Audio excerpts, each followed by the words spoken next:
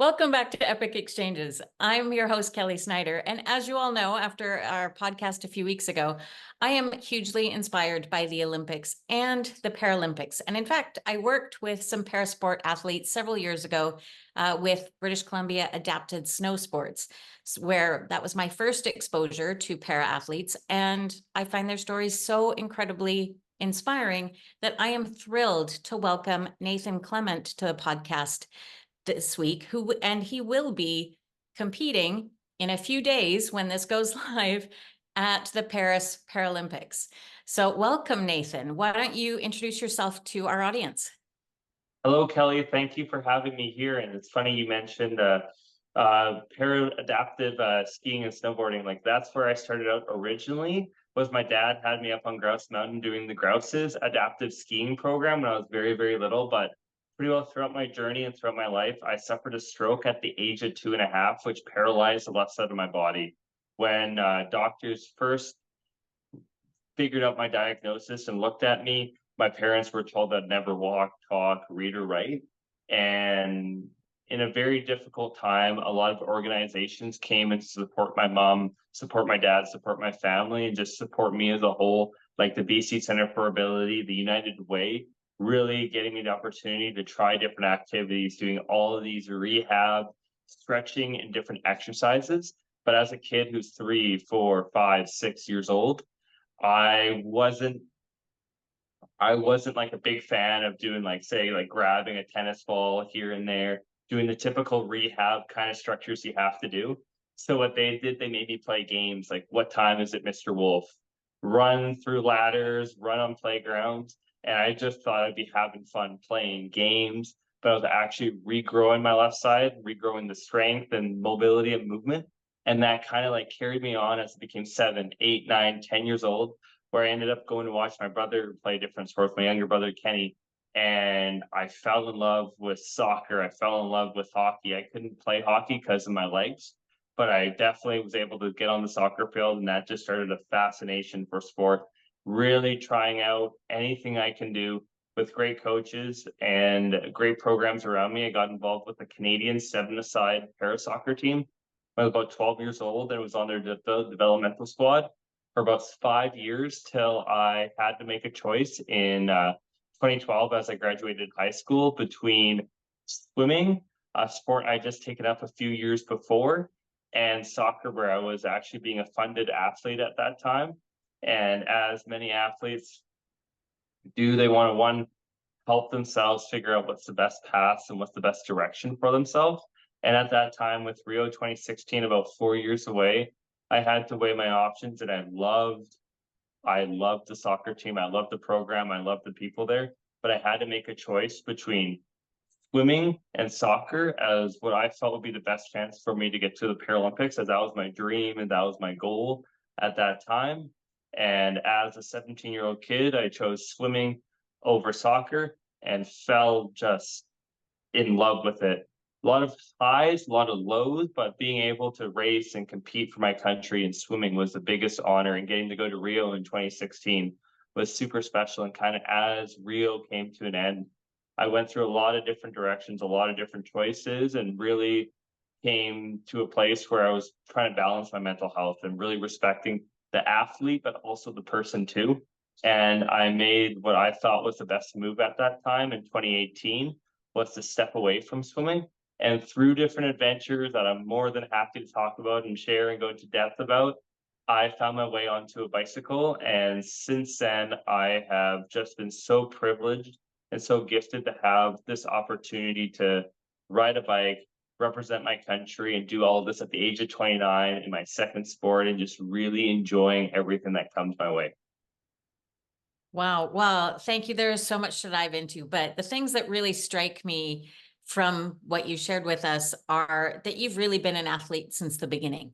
You were attracted to athletics. Even your rehab was running and playing and being super active. And I love that you not only found rehabilitation through that, but you found a passion that has led you around the world.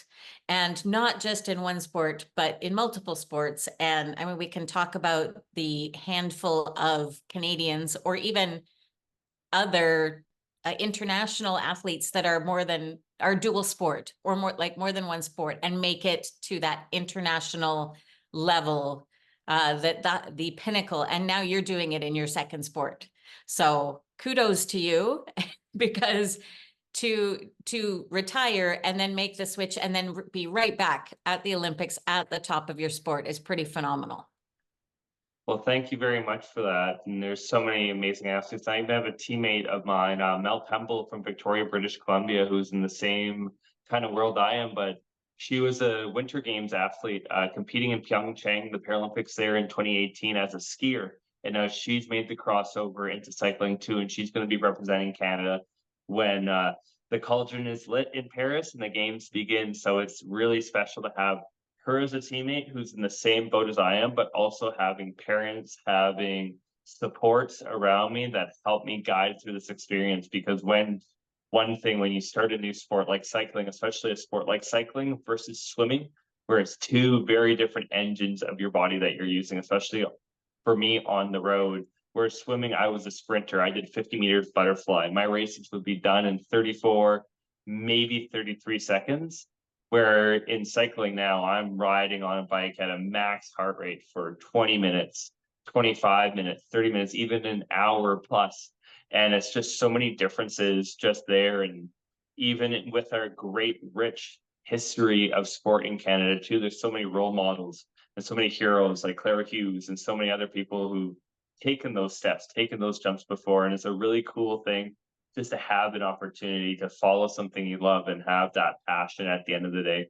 But at the end of the day, one thing is the Olympics, Paralympics, but everyone goes through their own transitions. Everyone goes through their own changes with the sports and activities they do. And I don't see myself as any different than someone who was maybe a rugby player when they were 20, 25 years old and now wants to get into running. So it's just everyone goes through their different evolutions. And I've been very lucky and very fortunate to have had swimming, but now cycling as a part of that journey. Right. Well, can we talk for a second about what prompted your switch from swimming? Because you were competing on the world stage and then you retired. And now all of a sudden here you are with cycling and you have been extremely modest, but you are a world champion, right? I am, yes, I am. I'm very grateful and I'm very humbled to even be in as a world champion. But that kind of journey really started for me of becoming a cyclist, like from the moment of my stroke and from the rehabilitations I did, because the two rehabs I did a lot of was hydrotherapy. So a lot of movement in the water, moving my left arm, moving my legs around, but also on the bike too. So just regaining that strength in my left side and that movement and that motion. So swimming and cycling has always been kind of been a part of my life. And even when I was swimming, when I was competing on that high level, my de-stressor, the activity, the sport I would do just to turn the brain off, as we're both North Shore people. So having access to the North Shore and growing up on the North Shore as a kid, having Cypress, Lonsdale, Horseshoe Bay, so many beautiful locations, Deep Cove. It's a treasure trove of just spots you could go to. So often when I was finished swim practices, I would hop on my bike and ride for hours at the end just to turn the brain off kind of. And as in 2016 and 2017, I had been dealing with a knee injury that prevented me to swim for a whole entire year.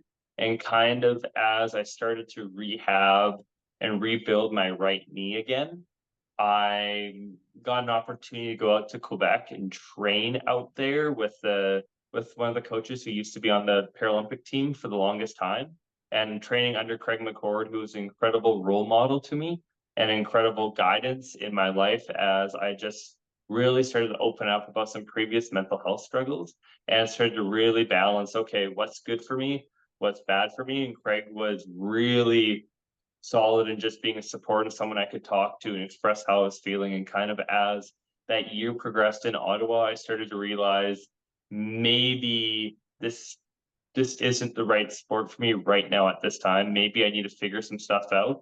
So as I came into the summer of 2018, I decided to step away from swimming just as a whole, take a little break at first, but maybe see, okay, what can I do? Because one thing a lot of athletes experience and a lot of people experiences in their own life is you're trying to decipher who you are as a person, but also with your career goals, with your life goals too. And especially in sport, it's so easy to get lost in the process of records, times, practices, how fast can you be?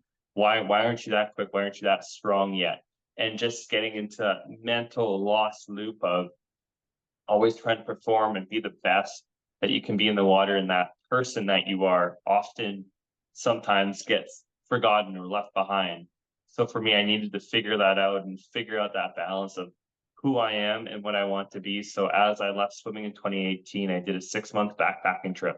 And as I was backpacking, going to all these beautiful countries, all through Southeast Asia, East Asia, even South Asia and Europe, I kept having the thought in the back of my head of how cool would it be to see all these spots and all these locations by the most connective way of transport, the next most connective way of travel, by bicycle.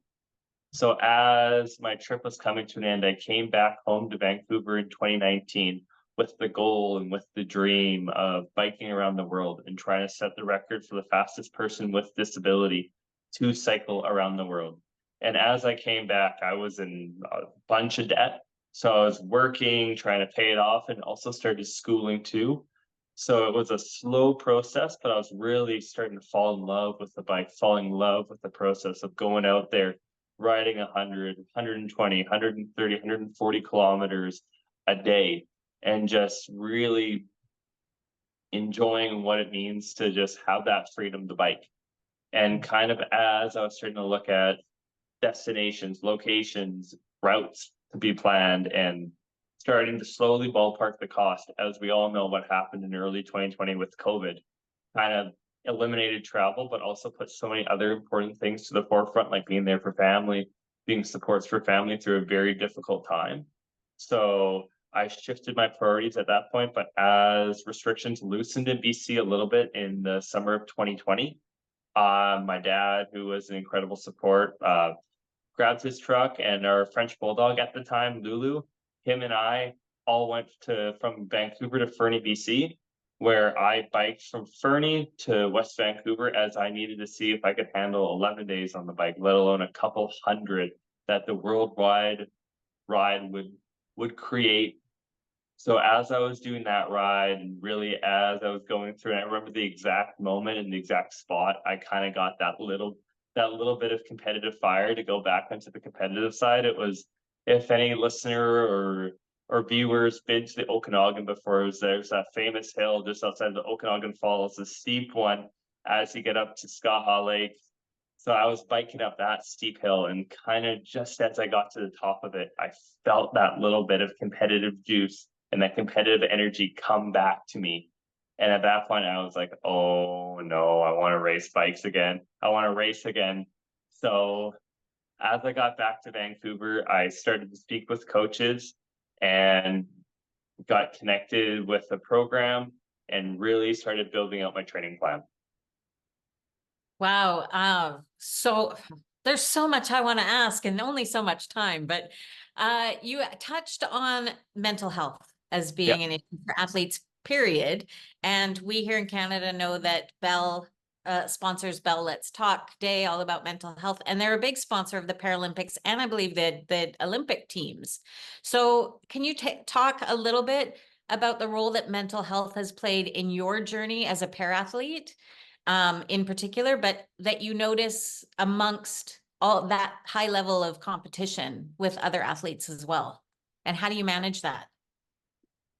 Thank you for the question. That's one of the greatest battles and the greatest kind of things a lot of athletes go through. As I've talked about, and as you said, sport started for me at a very young age, and sport has been connected with me for a long time. And especially being a teenager, being a young adult, there's a lot of pressures that kids put on themselves, and a lot of kind of ways that they need to be seen, ways that they need to be viewed in the world. And when you add in a sport and you want to be going to an Olympics, you want to be going to a Paralympics, or you just have a big lofty goal, you often can sometimes become your toughest critic. And whether it's deserved or undeserved, you definitely, if it's undeserved, you're brutal on yourself. You're picking on yourself just because you want to get ahead and you don't really know how to control your emotions or just reach out to people. Because that was one of the biggest things that I struggled with when I was very little, was reaching out to people. That I was struggling, because I'm very lucky, I'm very grateful, but from a young age, I'd always had people tell me I'm a hero, I'm someone they look up to, I'm an inspiration. And as a 13, 14-year-old kid, and you have your friends, you have people close to you tell you that, it's hard for you to be like, hey, I'm hurting right now. Hey, I'm struggling right now. And for myself, especially as I started making the national teams and those pressures started to rise of, okay, I'm racing for Canada right now. I need to win a medal at this competition or else I'm not going to be on the team next year. Okay, I need to perform at this competition or else I'm going to lose my funding. I'm going to lose all this money because that's what's going to help me get through this year, next year. And you start putting a lot of weight on yourself too. And when you're not wanting to be open or not willing to be open with other people, it can be extremely difficult. And it was kind of one of those things I've noticed and my experience with the teams I have been on too, is everyone's around that same age and everyone's feeling those pressures, feeling those weights, and everyone's hurting. You can see everyone's hurting, but being vulnerable was a tough thing at that time, as you didn't want to be seen as weak. You didn't want to be seen as someone that could easily be pushed around and pushed off. So a lot of us kept it in. And what Bell Let's Talk and what so many organizations have done in the years, and especially starting around that time, like me, teammates and friends were really going through our own battles, is create the platforms, is create those opportunities to express and tell your story and tell everything you're going through. I came out on about my struggles with mental health on a Bell Let's Talk day. So that's what it did for me.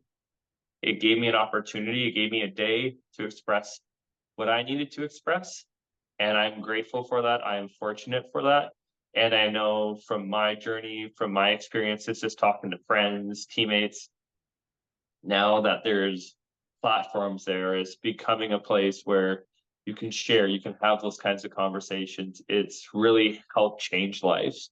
And it's really allowed people and just to be people at the end of the day. And we're not putting that kind of stature on yourself where you have other people who are not putting that stature on yourself. Like one amazing example is Simone Biles is one of the greatest Olympic athletes of all time, and just everything that she's done and how open she has been about her highs, but also her lows too, has really helped so many athletes. And there's so many other people there who are coming out, telling their stories, and it's making a place where no matter what, if you're an Olympic athlete, Paralympic athlete, a professional athlete, or just someone in general, is giving that confidence and just giving that belief that you're not alone in these moments.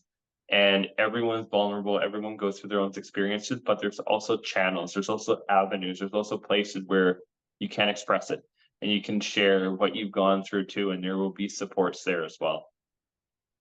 It's such an important conversation to have on so many levels.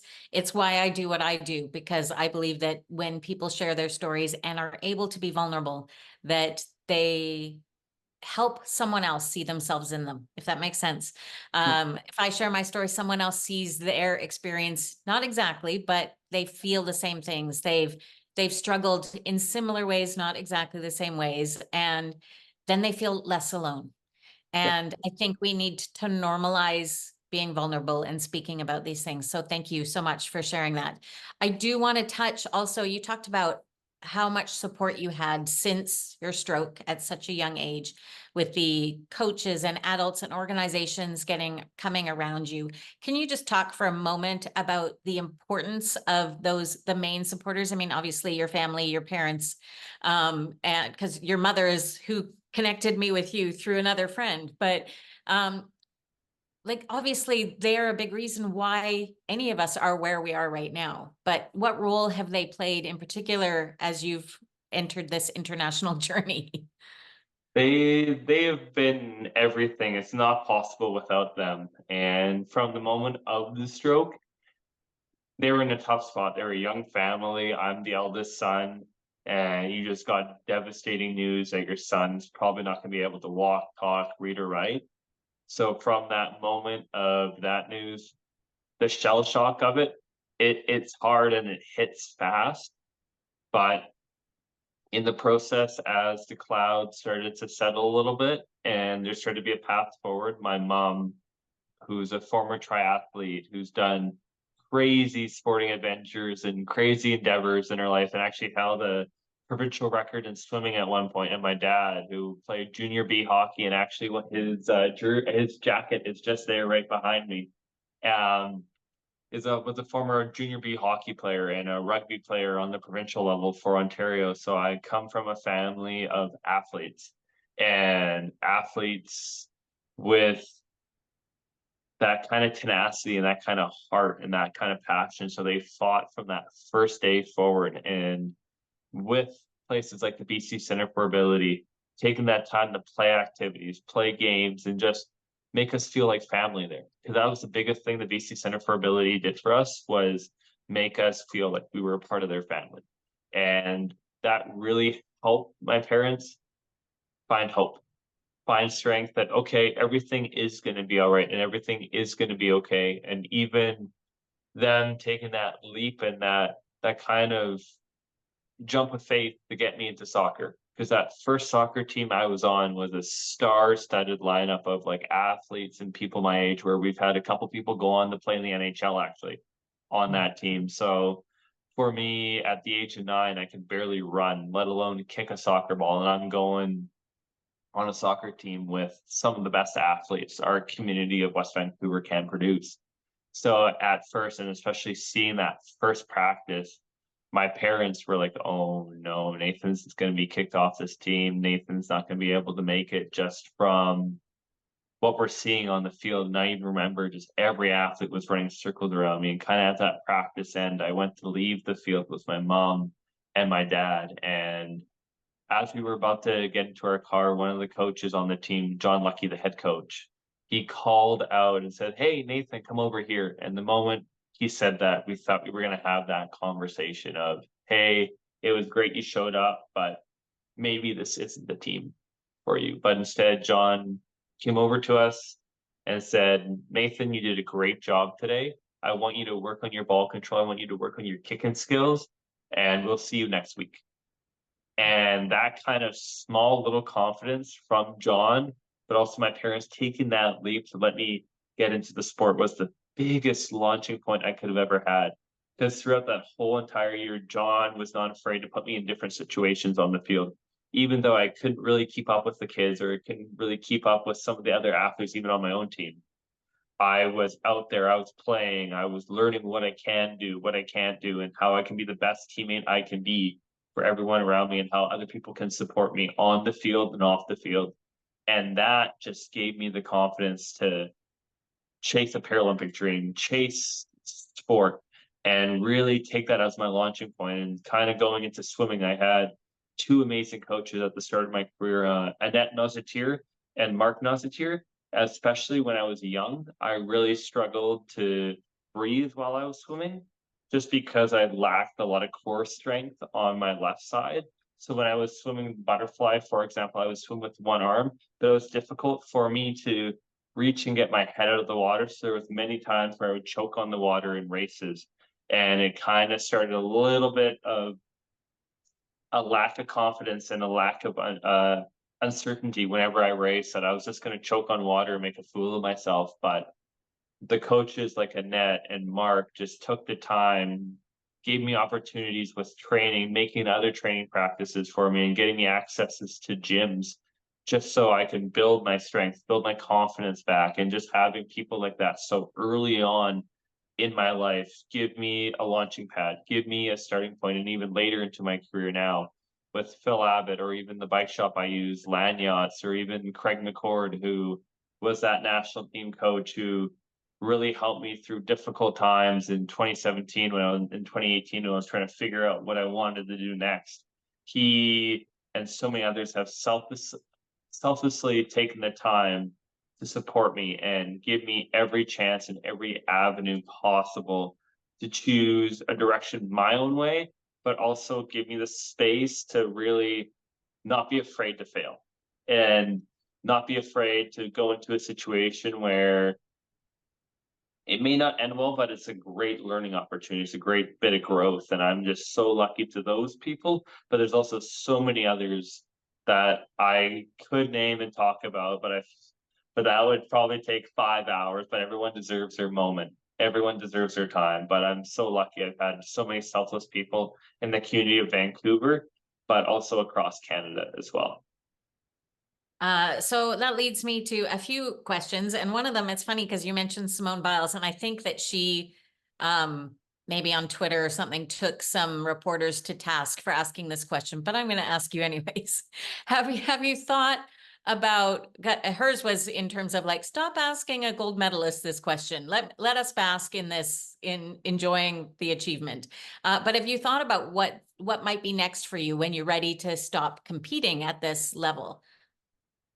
I think the biggest thing for me, and I'm very lucky, I'm going to keep this athlete's name private, but I had a conversation a few weeks back with a former Olympic athlete, and what we've done on our field of play, what we've done in sports is one thing, but there's a greater impact we can have off the field.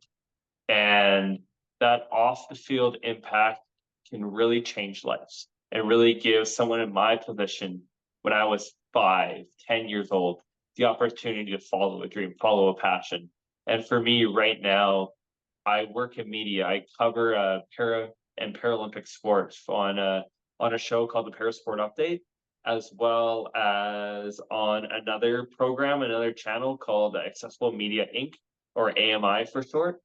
And I get to talk about what it means to be a person with disability, trying to find accessible activities across Vancouver, but across the province too, that someone who has a visual impairment or someone who has an auditory or just has limited to no function of their legs, just giving everyone an opportunity to get out in the community. It doesn't have to be sport, but just get people involved in the community. And that's just one aspect of things where I've really gone into the media side and really trying to promote what it means to be a person with disability, what it means to just have fun at the end of the day and not be too serious, and even be lighthearted about your condition at times, and just make it more accessible. But really taking care of that media side growing. I want to get into broadcasting. I want to get into play-by-play. I want to get into commentary and reporting, but I also want to get into governance too. I want to get into sport development. I really want to help grow and change the cost of Canadian sport and the cost of what it means to be a person with disability, as for every athlete. And everyone knows nowadays just the cost of what it costs to be on a soccer team, what it costs to get all the hockey gear. And then a couple years later, you're going to have to buy that same hockey gear again, especially if your kid's a goalie. It's just a never ending cycle. But in parasport, there is such a cost just to have adaptable equipment. The fact, as you said earlier, I'm a world champion cyclist. I've won 16 medals internationally in swimming and in cycling, but 15 of those in cycling, I would not have won if it wasn't for equipment loaned to me, equipment given to me, because I would not be able to afford it myself. And I know for other athletes, the costs of racing chairs and athletics can be upwards of $30,000 at minimum. And there's costs to having sleds and sledge hockey. There's wheelchair basketball chairs cost about $12,000. So there's high costs to what we do just to be adaptive, to have something that's catered to our disability. And I really want to help change that, give athletes the opportunities to be able to do sport, give parents the opportunity to get their kids into a sport that they love, where they don't have to worry about that cost. Because I bet you, one, it's going to help the kid, it's going to help the parents, but it's also going to really help grow the community. And it's really going to help bring everyone together and celebrate not just sport, but the power of achievement and the power of opportunity that this can bring. As I've lived in sport my whole life, I've been a part of sport, I'm very much connected to sport, but sport can play such a role in other aspects of everyone's life too. and really bringing that morale, really bringing community up. And I always see sport as what can be like that first great leaping point to bigger changes in everyday life and everyday opportunities. So really creating an opportunity with the media, broadcasting, marketing, who we are, what we're doing, but also building that governance, building that business side, building the relationships and everything that goes on when you're trying to build sport. And really combining those two, I feel like are going to have a huge impact, and hopefully something I can do for the rest of my life once I step away from sport as an athlete. Wow, I love that. I love your passion for it, because since you've lived it and you've experienced the costs and the benefits of having loans or help or the ability, because West Vancouver, to participate in these things, but that you have that passion to make sure that everybody that wants to gets the chance. So I look forward to seeing all the change that you can make in this world with that. Now, as we mentioned, you are just about to head to Paris to compete in the 2024 Paralympics. How can we, as listeners, as British Columbians, as Canadians, support you, support the Paralympic team? What can we do? One of the biggest things that you can do is engage on social media. Really engage, show that you're watching the CBC broadcast, the CBC Gem broadcast, or even the AMI that it's going to be on. There's a lot of channels and a lot of networks that are going to be featuring the Paralympics. But also, if you know someone, as Vancouver and British Columbia has an extensive list of amazing Paralympic athletes who are about to be going over to Paris. So if you know someone there, if you know someone of someone who's has that 6 degrees of separation, celebrate, enjoy this. And there's going to be so many more broadcasting opportunities just for us and to have our sports shown to the world. And don't be afraid after the games, if there's community events going on in Vancouver or wherever you live in the province or wherever across the country, come out, learn more about the sports, as we have so many great athletes, so many incredible personalities, and just so many sports that aren't well known or have been adapted to fit various people with disabilities. I ride a tricycle style bike, and not many people know or understand how that works, how you ride it. And for me, I want to share, I want to broadcast what it's like to actually ride a different style of bike compared to a two-wheel bike. And I know that's the same for wheelchair basketball players. That's the same for wheelchair rugby players. That's the same for five-a-side visually impaired soccer players. And there's so many great ways to get introduced to a new community. So when the broadcasts start August 28th to September 8th, tune in, watch CBC Gem, watch AMI, watch TSN, watch all the networks that it's going to be on, and definitely try to get involved in the community, as there's so many great opportunities coming up, but also in the near future too, to really get connected to the para athletes and just the para sports that are around us all the time.